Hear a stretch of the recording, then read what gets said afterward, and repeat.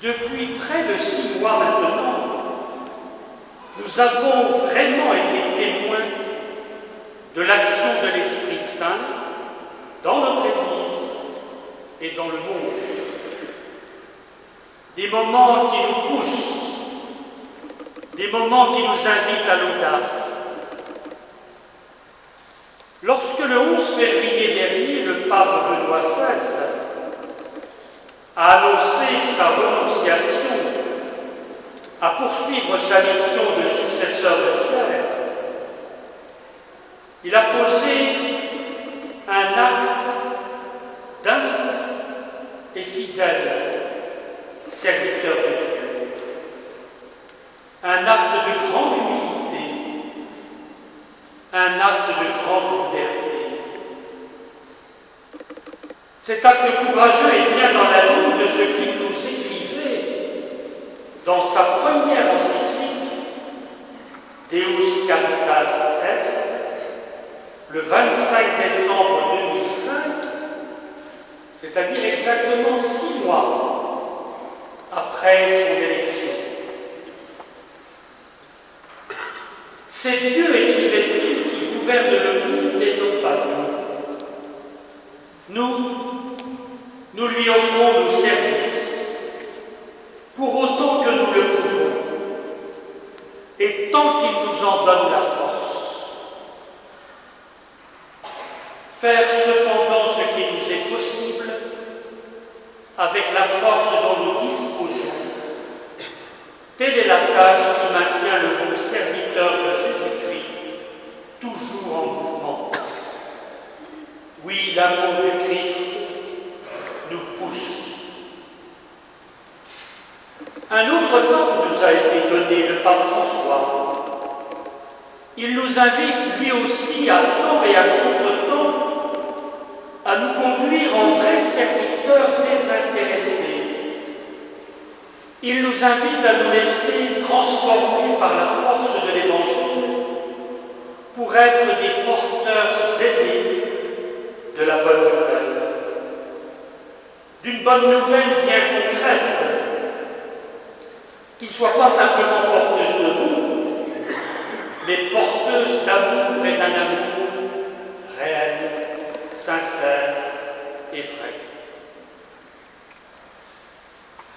La force du témoignage des papes Benoît XVI et François ne peut nous laisser indifférents. Ils sont véritablement évangéliques. Arrêtons-nous un peu sur les textes que nous venons d'entendre.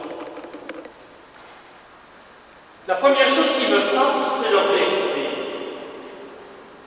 En effet, le texte des Actes des Apôtres, tout comme celui de l'Évangile de Marc, nous montre que l'Évangile est confié à des êtres bien ordinaires, des êtres qui, comme nous, n'ont pas que de nobles sentiments au fond de leur cœur. Les rivalités sont bien présentes, le désir de pouvoir également, mais je vous dirais que d'une certaine façon, cela me rassure.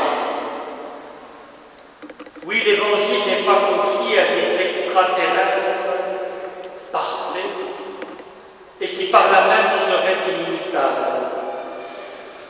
Il est confié à des hommes et à des femmes qui, comme nous, ont un cœur partagé, qui sont capables de compromis, capables de tiédeur et même parfois de trahison. Mais ces disciples, comme les baptisés que nous sommes, sont appelés à aller plus loin, à se laisser relever, à se laisser saisir par la force de l'Évangile pour aller jusqu'au bout du témoignage qui leur est demandé, pour partager cet amour qui les relève et qui les envoie. La communauté dont nous parlent les Actes des Apôtres est loin d'être parfaite.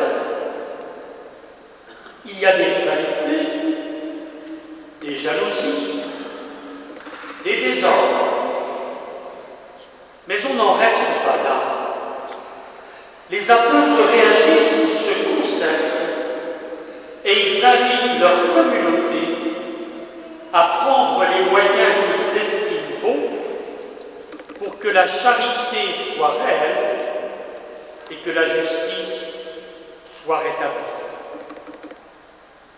C'est un exemple pour nous. Ne faut-il pas que notre Église diocésaine s'interroge sur son engagement pour que la bonne nouvelle soit partagée à tous, pour que l'amour du Christ soit accueilli et partagé au plus grand nombre? Je suis soucieux de voir que souvent dans notre assemblée, dans nos assemblées, bien des personnes modestes ou fragiles ne semblent pas trouver leur place.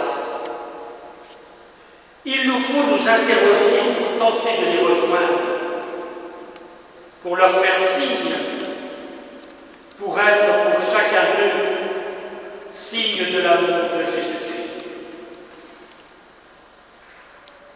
Le deuxième élément que je voudrais souligner, c'est que les trois textes de ce jour nous parlent de service. C'est le souci du service qui a amené les apôtres à choisir ces 7 hommes pour leur confier une part de leur service. Saint Pierre lui exhorte les destinataires de sa première lettre, et au-delà d'eux-mêmes, c'est à nous qu'il s'adresse. Il les exhorte à partager les dons que chacun peut recevoir et à les mettre au service de tous. Quant à Jésus, il nous délivre un message tout à fait clair.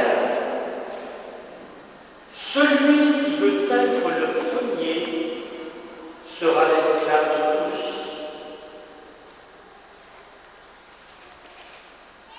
Car le Fils de l'homme n'est pas venu pour être servi, mais pour servir et donner sa vie en rançon pour la multitude. Lié par le don de l'Esprit Saint et l'imposition de mes mains, vous allez devenir diacre, serviteur. Une mission va vous être confiée, mais rappelez-vous que vous devez être pour chacun de nous tous un signe du Christ serviteur.